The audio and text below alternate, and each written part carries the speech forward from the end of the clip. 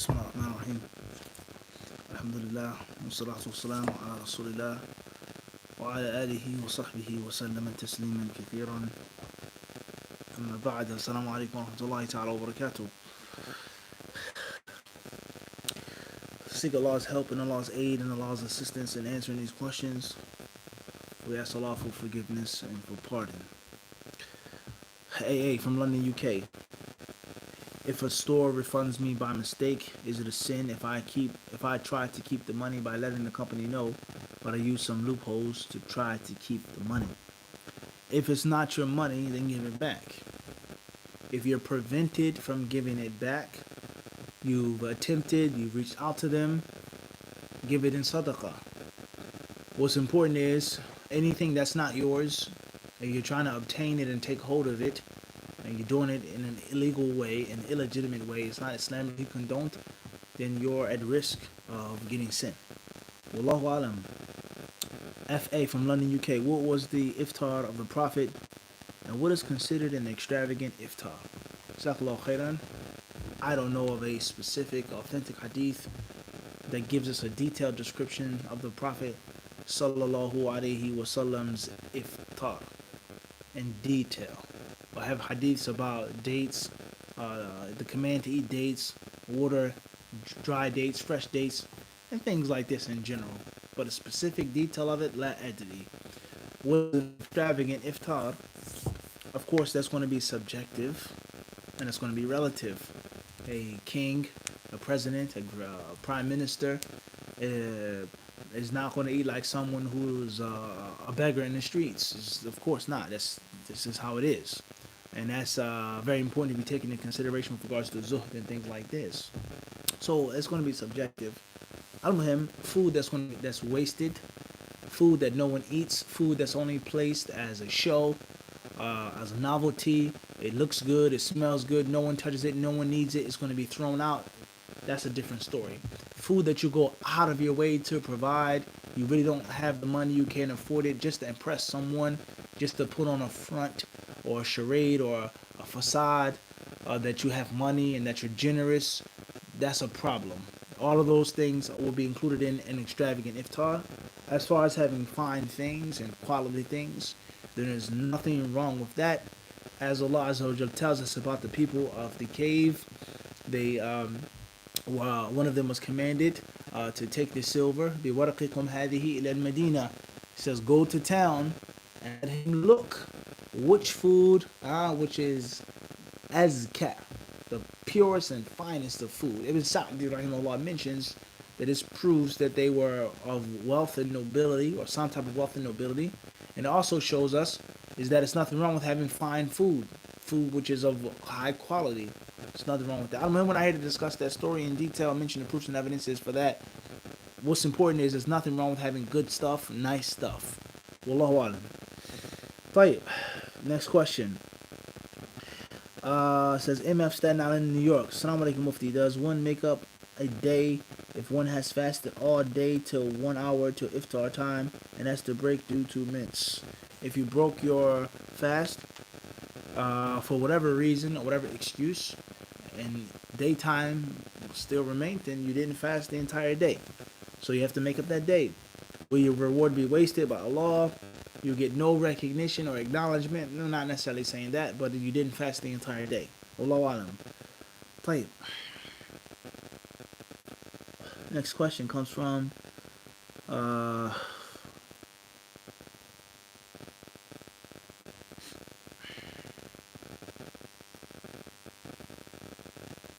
IR, Detroit, Michigan. Should I buy a regular English translation of Sahih Bukhari or a Shahr? It depends on what you want from Sahih Bukhari.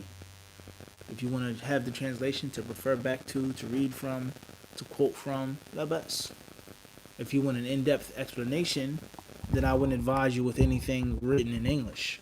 I would advise you with something audio, something which is either summarized or even the full thing, but in audio. And I would advise you to learn and study it in Arabic. Wallahu alam. UA London. Is a woman allowed to lie to her husband in order to surprise him, i.e. a gift, etc.? The general rule is that if there is maslaha, shar'iyya, rajiha, ghaliba, It's a major benefit. It's permissible to lie. Based off of the hadith of the Messenger of Allah sallallahu with regards to he who wants to make peace between people, and the addition of the companion, the female companion who narrated the hadith of a man to his wife and a wife to her husband. So therefore, a husband lying to his wife, a wife lying to her husband for a maslahah that is clear, that is proven, not just a haram act or something to prevent hurting someone's feelings, to push someone in the right direction, make peace, bring about good, is permissible based off of that. So, if you're surprising your husband with a cake, you made him a cake or something, or you're buying him his favorite pair of shoes or some whatever the case may be, try not to lie. Be indirect if you have to. Use a bit of tact if you have to. And if it's no way, you're in the corner and it's going to spoil a surprise unless you lie, so be it. Some people call them white lies. Wallahu alam. Question UA from London. Is a woman allowed? Type. AB, Toronto, Ontario. Assalamu alaikum, Sheikh. How to live in the house with those who don't pray or fast Ramadan and have advised them. Is there al-wala wal-bara?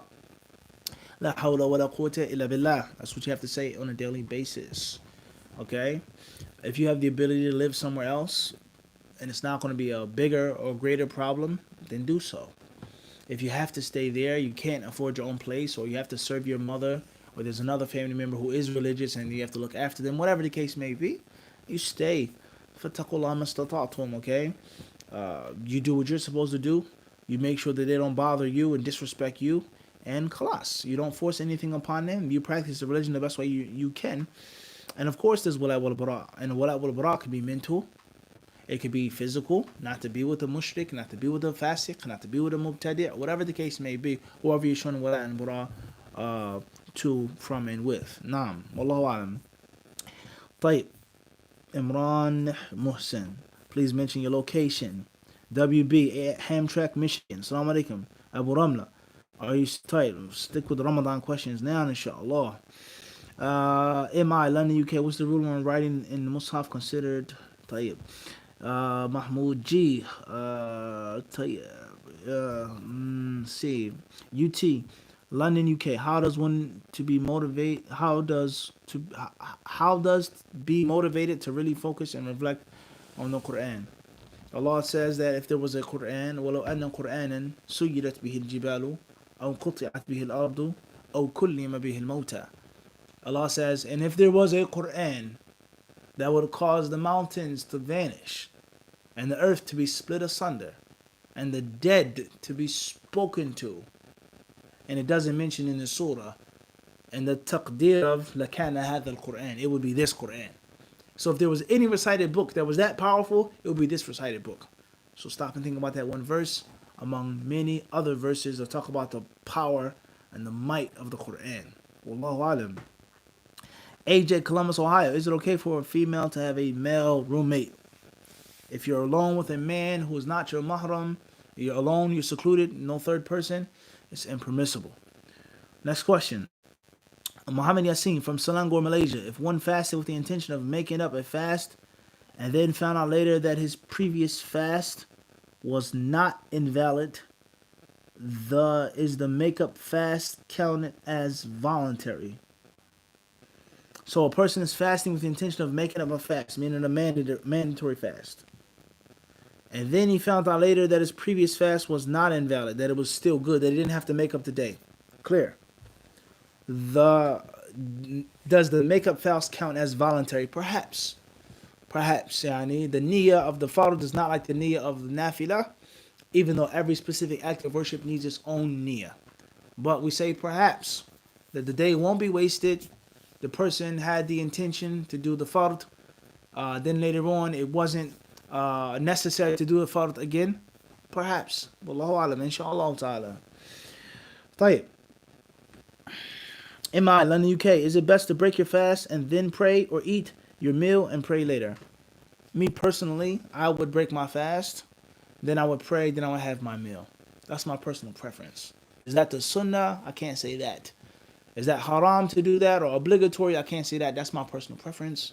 Having iftar, and my personal advice, my culture, would be to Not just have dates and water. Of course, the sunnah start off with that, with the fresh dates if you can, if not the dry dates, and if not the water. Um, and then inshallah you can have on the side some biscuits, crackers. Some people have soup. Some people have sambosas or samosas. Not too spicy, inshallah. Some people may have on the side like cream cheese, homemade cream cheese paste, fruits, different things like this, some juice, labas. I don't have some basic stuff to eat that, inshallah ta'ala, you'll break your fast, you'll implement the sunnah, and you'll beat up the hunger, inshallah, temporarily. But it's not too much to make you stuffed and full. All right? You let it digest for a second, a little bit of tea, a little bit of coffee, blah, blah, blah, blah. You use your toothstick. You have to make wudu, whatever. You pray. You make your dhikr. You make your sunnahs. Now you have the main course, inshallah ta'ala. Wallahu alam. Tayyip. AH from London, UK. Advice on being kept motivated in Ramadan. Why are you fasting from the beginning? What's the purpose? Why are you even fasting? Why are you even starving yourself and being hungry and thirsty? Because Allah commanded you. So every time you lose motivation, think about Allah's command. Ya ayyuhalladhina amanu la'allakum tattaqun. Keep reflecting, keep pondering on why you're doing it. All right? Wallahu alam. UT, London, UK. How does a woman on her menses gain extra reward when not fasting? There's so much that you can do. Women oftentimes look at menstruation as a disadvantage, but oftentimes it can be an advantage over a man. Just like women, they only look at the negativities of polygyny or polygamy. He can have 4 wives. He can be with as many women as he wants to. Oh, that's not fair. I want another husband. Why? So on and so forth. It's not necessarily a disadvantage to you. It's an advantage to you. Okay? His responsibilities, the weight that is on his shoulders and on his back, him taking care of you, and so on and so on and so forth. So you have to find an advantage out of the disadvantage. So you don't have to pray. You don't have to go to the masjid. All right? Certain things that you don't have to do. That gives you more time and more energy to do other things. There's so many meals you can prepare in Ramadan. What's the reward of feeding someone who fasts? Feeding orphans. There's so many other good deeds that you can perform in Ramadan. And you can help those who are doing it. You can be the one who gets your husband up, who wakes your husband up. You can be the one who massages his feet because his feet are sore from working and from standing in prayer. And then he's rejuvenated to pray again. There's so much more that you can do, even though you're menstruating. Wallahu ta'ala alam. Ian, Melbourne, Australia. Assalamu alaikum mufti. What's the response to the argument that there's no qiyas? Tayyip. Please, inshallah, we'll come back to this after the Ramadan questions. Inshallah, the brother was patient, or sister, they asked this question the other day. Tayyib. I recommend the du'as after salah.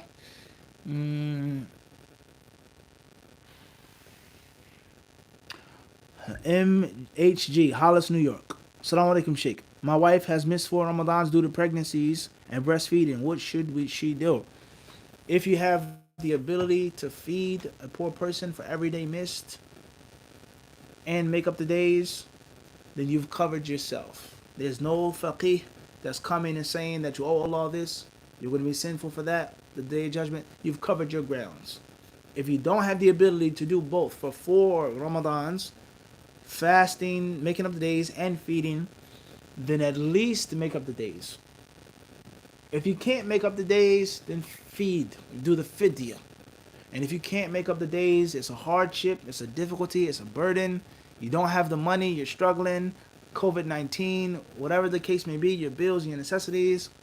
Then some scholars of Islam hold the view that there's nothing upon the woman who is breastfeeding and pregnant, as we have explained before. Wallahu alam. Tayyip. IR, Detroit, Michigan. What do you recommend buying regular? Tayyip. LSE, London, UK. Assalamu alaikum mufti. Can it be the case that the white thread of dawn is distinct from the black thread of night after Fajr? Clearly says, Hatta yatabayyan, until it becomes clear to you. So if it's not clear to you, it's not clear to you. Even if it's after the prayer schedule. If you're looking properly, of course. Just that simple. Al-Muhim, there's going to be discrepancy. There are going to be discrepancies. And that's why Allah mentioned the word yatabayyana. become clear to you. لكم يتبين لكم والله أعلم. طيب. Any advice for sister and brother regarding the nikah during this time, COVID-19? طيب. Is it halal to buy a dog or a cat? Taliba, Philly, PA. You have mentioned at some point, what advice do you give to a new shahada on how to practice during this month? How to pray, etc. Barakallahu feekum. There's no better time than the present.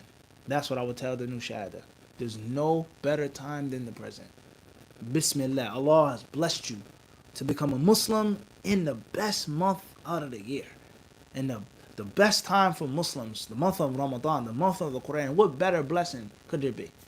It's the best time to pick up on the momentum of hijab, of salah, of beard, fasting. Your boyfriend, your girlfriend, you stay away from whatever, making salah, making wudu, making ghusl. It's no better time than the present. That's what I would advise them. Wallahu alam. طيب.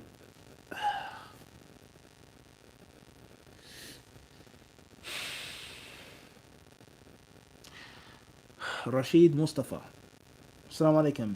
AA from Brooklyn, New York. If the prayer time doesn't actually indicate the coming in of Fajr, how long after would you recommend someone to stop eating? I don't understand the question. How the prayer schedule, the prayer time doesn't indicate the coming of in of Fajr. What does it indicate then? I don't understand. AHUK, advice on seeking knowledge in Ramadan. Seek knowledge in Ramadan. Don't stop seeking knowledge in Ramadan. You fast, you pray, you read Quran. The foundation of all knowledge is the Quran. Wallahi, when you read the Quran, when you listen to the Quran, how many verses will you hear about the ahkam, the rulings, salah, zakah, jihad, hajj, talaq? That's all in the Quran. All of the rulings are based off of the Quran. Okay?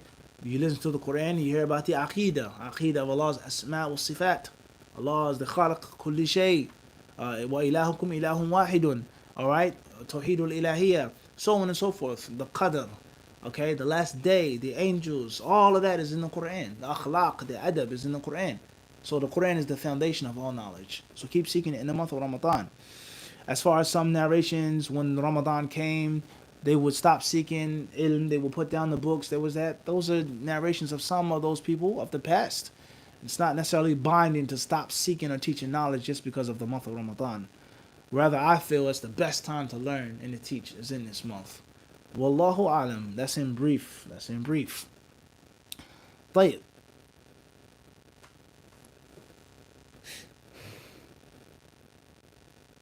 HK, Manchester, UK. May Allah bless you.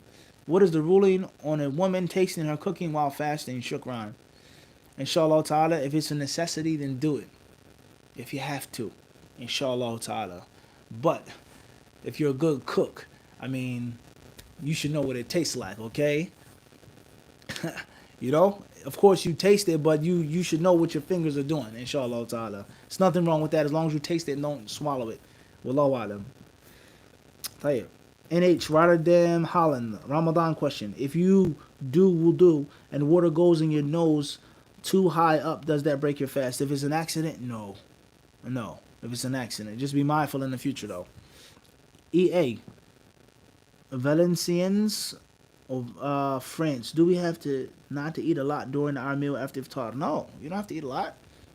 La bas. You can eat as little as you like. Whatever gives you the strength and the energy. But just implement the sunnah of making the suhoor and making iftar. But you don't necessarily have to eat, let alone have to eat a lot.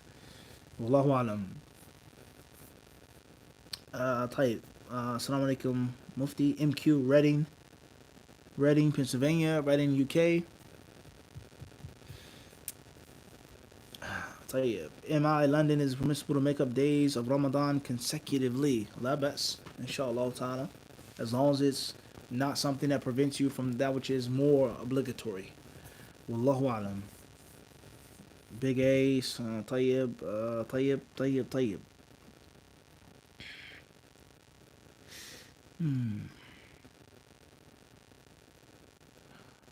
WK, Stockton, California. Is it permissible to use beard oil like minoxidil while fasting? La bas. use beard oil, inshallah ta'ala. That's not eating, that's not drinking, inshallah. If it's some type of powerful oil that goes into your skin, into your pore, maybe you should use precaution. Not saying that breaks the fast, but use precaution. Or some scholars will hold the view that certain things that go inside you break the fast. But oil in your hair, la bas. Lotion, lip gloss, lip balm, la bas, inshallah. Nothing wrong with that, inshallah ta'ala. Big A, Mu'min from Morocco. I prayed Tarawih in the house with my son. After we finished, he asked if he could continue to pray more in his room out loud. Is this permissible? Please mention your city from Morocco. The general answer is that it depends on how many raka'at you made. Making prayer at nighttime, witr, some things are restricted and some things are not restricted. It depends on the number of raka'at that you made. Tayyib.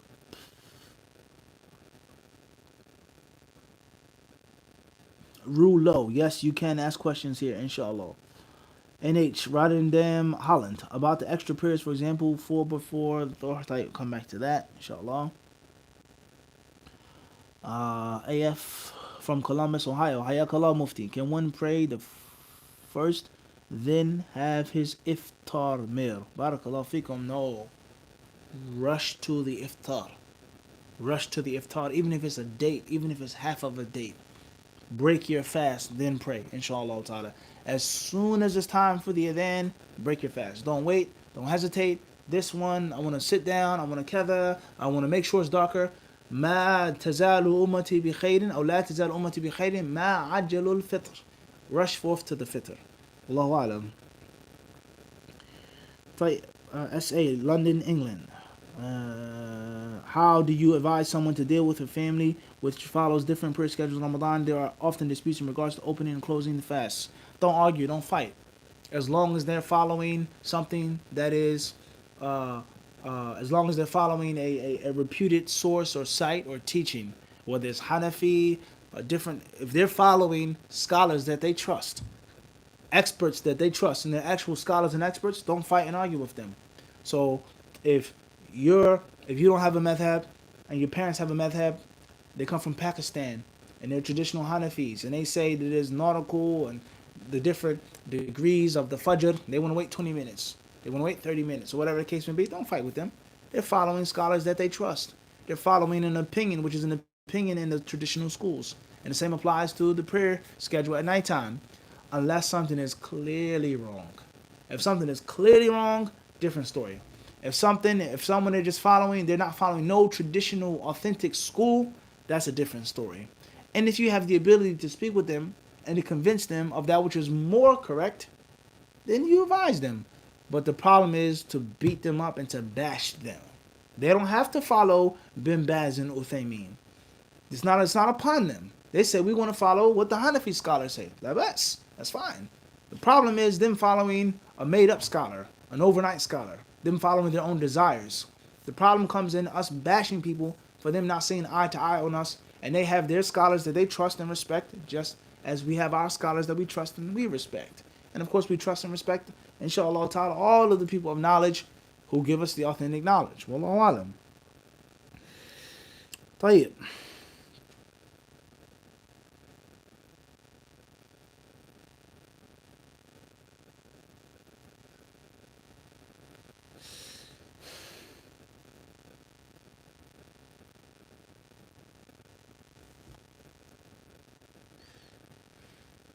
AB from Boston, Massachusetts. Ruling on using phone for Tarawih when it is held up in front of you and now you are no longer looking at the place of sujood. If you have to, it's an optional prayer. It's not a mandatory prayer. Some scholars say that you can hold a mushaf. Holding a phone would take the same ruling. I would say you don't have to hold it up but so high. So you have it here. Look down a little bit. Inshallah ta'ala. Wallahu alam. Alright, so those are all of the questions that we have with regards to Ramadan. And we made a mistake in the beginning. The first question wasn't pertaining to Ramadan. Forgive me. So let's try to answer. Let's not take no more questions. We'll take this is our last question from Rashid Mustafa. Oh, nope. Sorry, Rashid. You didn't mention where you're coming from. Once more, guys, may Allah bless you all.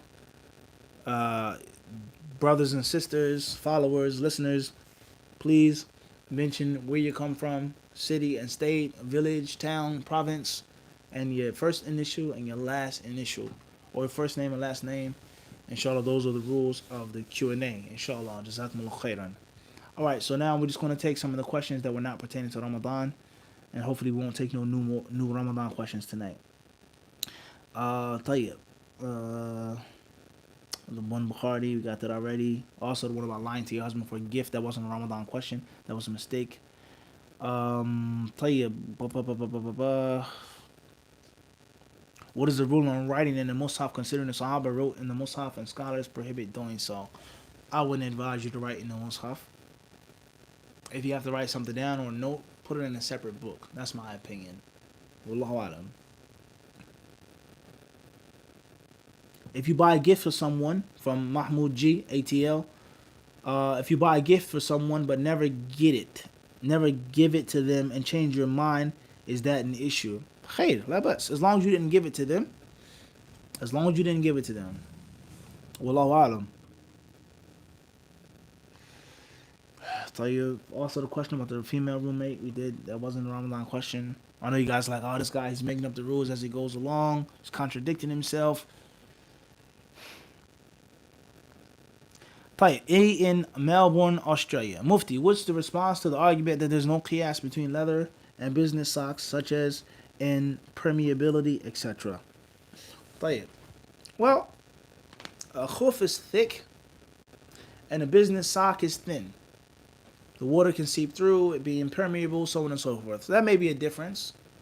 But if there's one fadiq that is excluded, then there are other the one fadiq that's there, then there are other things which are same, yani, such as khuf is used for style and fashion. A business sock is style and fashion. A khuf can keep your feet dry, and a business sock can keep your feet dry. Khuf can keep your feet warm, and having socks keeps your feet from being cold as well. They don't have to be thick wool alpaca socks to keep your feet warm. If you're sitting in an office, a cubicle, you're driving to work, you have on socks, your feet will be cold in your shoes if you weren't wearing them. So if there's one thing that is that strikes a difference between the khuf and the leather or the business sock, then there are 10 other things in which the khuf and the business sock are the same. So if we had to fight off of numbers, I'll take 10 versus 1. What's the mushkila? And who said that the Prophet ﷺ legislated the wiping over the khuf just for it to be thick and you have to walk on it and the water can't get through it? Men call it hada. Who said that? Who said that Allah wanted to put a haraj on us and a difficulty? How can we say that Islam is for every time and place and for every race and every culture and every ethnicity when a person says my culture, my race, my ethnicity, we don't wear leather socks? It's absurd to wear a leather sock. How can I fit a leather sock in my shoe? Some cultures, some ethnicities, some climates is too hot, or it's just not from their way to wear a leather sock. So Islam is only for the Arabs? It was only for the time in which they rode on camels and donkeys and horses? Nah. The Sharia is expansive, it's flexible for every time, every place, every race, every ethnicity. And from that is wearing of different styles and types of socks. And Allah surely knows best. Wallahu alam. Al-Muhim, the discussion of socks, what type of socks, what type of khufs, is a very long discussion of fiqh among the ulama of Islam. And like any other issue in the different traditional madhabs, there's a lot of a lot of inconsistency and double standards in those madhabs. Wallahu alam. Here we see that they'll take a hadith just because it states it. Perfect example of this, and wallahi, this is not bashing the Hanafis, it's just an example that came to my mind. I was asked tonight, and a question I was trying to answer the other day in an email about the Hanafi time for Salat al-Fajr. When does Fajr come in? When is it preferred to make Fajr? So I was doing some more research in English on some traditional Hanafi sites. It was good sites, alhamdulillah, in English. And I was reading some of the different translations of the traditional Hanafi fatwa books. And they quoted, and all right, the issue is well known in Arabic. Alhamdulillah, we studied it overseas. Just saying what I read in English, that the Fajr prayer should be made at this time. It should not be made when it's dark. It comes in kada kada kada. And the proof is the narration, Asfiru bil fajri fa a'zamu li ujurikum. The hadith of Rafi' bin Khadij and Musnad Ahmad, Jami' Tirmidhi. It says, Asfiru, make the Fajr at the time of Isfar, when it's brighter, because it gives you a greater reward. So here it says a fiqh view, and that's a fiqh opinion. Why? Because of the hadith. There's a hadith in Bukhari and Muslim, there's a hadith mutawatir, there's a hadith manqul bil istifada, etc. No, it's not. And they'll take that view. And if 50, if not 500 other issues in which there's a clear hadith, a direct hadith, you can't do this, you can't eat this, put your hands here, and they won't take it. And they say, لأنه مما تعم به البلوى لأنه من الأحد لأنه and the same applies to Shafi'i madhab, Hanbali madhab, Maliki madhab. They'll take a view, Umar radiallahu anhu said this, Ibn Umar said that, Abu Sayyid al-Khudri, Ibn Mas'ud did this, وَلَا نَعْلَمُ لَهُمْ مُخَالِفًا مِنَ الصَّحَابَةِ. And we don't know of any other companions that went against him. And then Ibn Hazm, rahimahullah, in Muhalla, he'll quote an issue in which the Shafi'is don't take, the Hanbalis don't take, the Malikis don't take, and there are 20 Sahaba who did it and said it. And there was no one who was known to go against them, but it's not their madhab. So many of the different madhabs, skittish, goes up and down, it's all over the place. Here, al-akhdhu bil-zahir. Here, we can't take this one hadith, we have to stick to the qa'idah.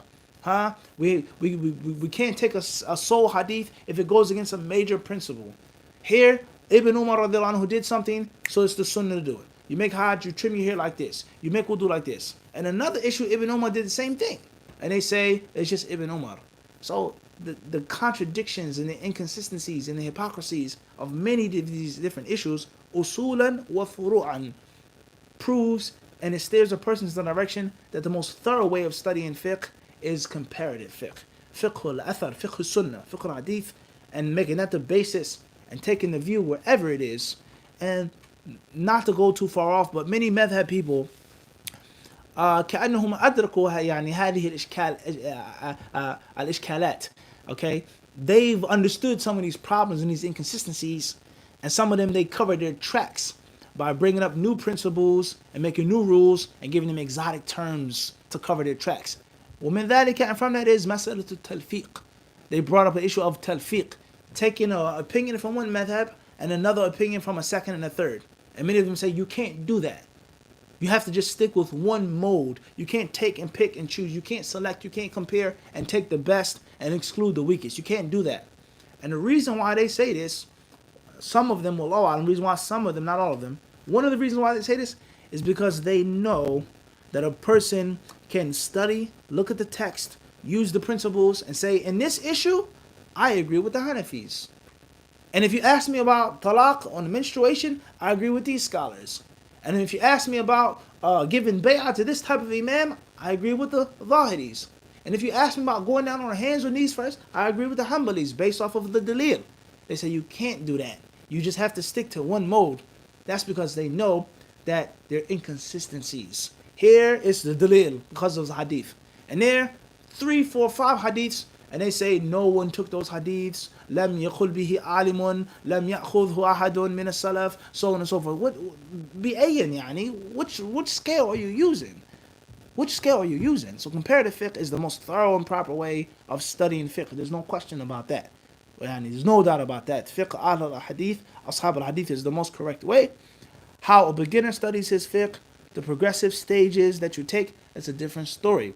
What's important is that those who say that you can't wipe over the business socks because لأنهم قياس مع الفارق, then there are 100, if not 1,000 other issues in which there is قياس مع الفارق. Wallahu ta'ala alam. Some recommended du'as after salah. Make du'as in the salah as well. Okay? From the best places to make the du'a is in the tashahhud. Alright? You make the mandatory tashahhud and the recommended things of the tashahhud, of which the scholars agree and differ. Okay? Allahumma salli ala Muhammadin, salah Ibrahimiyya, Allahumma inni a'udhu bika min adhab al-qabr, etc. Allahumma ani ala dhikrika wa shukrika wa husni ibadatik, etc. From the best places to make dua is in the prayer before the taslim. Before the taslim. And the scholars of Islam, they teach us and they say to us, is that those hadith that says, dubara kulli salah. The word dubara, it could mean after the taslim, or it can mean before the taslim. And in many ahadith, ثُمَّ لِيَتَخَيَّرْ مِنَ الدُّعَاءِ أَعْجَبُهُ إِلَيْهِ. Alright, there are many different narrations that talk about making dua before the taslim, after the tashahhud. So many people, they talk about making dua after the salah, raising your hands, wiping your face, etc. and they are oftentimes blinded to the reality, is that it is the authentic sunnah as well to pray before you make the salams. Before, and that's one of the best places to pray. Shaykh Ibn Uthaymeen, rahimahullah ta'ala, once he stated that from the proof that making the taslim and immediately wiping your face and immediately raising your hands, from the dalil that that's incorrect, to do it every single time, not occasionally. Can you wipe over your face? That's an issue of khilaf. But from the proof that it's wrong to do it every single time, is that it causes the people to abandon the authentic sunnah, which is to make the dua before you make the taslim. After the tashahhud, then you pray to Allah subhanahu wa ta'ala from the good of this life and of the good of the hereafter. Then when you make the taslim, you make the prophetic supplications, astaghfirullah, you say Allahu Akbar, Allahumma anta salam, wa minka salam, you make the tasbih, etc., your hands, etc., and then you make other supplications. Allah subhanahu wa ta'ala surely knows best. We'll stop here tonight. Jazakumullahu khairan. Wa sallallahu wa sallam mubarak ala abdihi wa rasulihi nabiyina wa imamina Muhammad. For anyone who did not get their question answered tonight, inshallah ta'ala, please copy it and save it and repost it. Maybe we'll do tomorrow a Q&A that doesn't pertain to Ramadan. Allah surely knows best. Walhamdulillahi rabbil alameen.